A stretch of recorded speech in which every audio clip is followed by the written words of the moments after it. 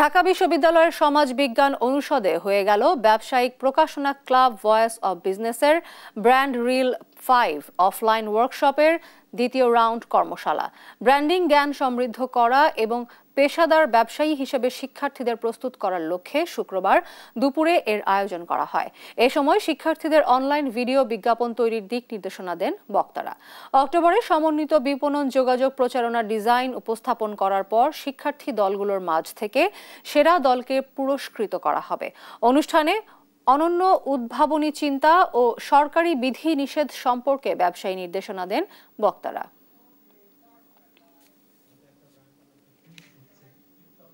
যেটা সবাই 20 টাকাতে বিক্রি করছে সেটা আমি কেন 25 টাকাতে বিক্রি করব?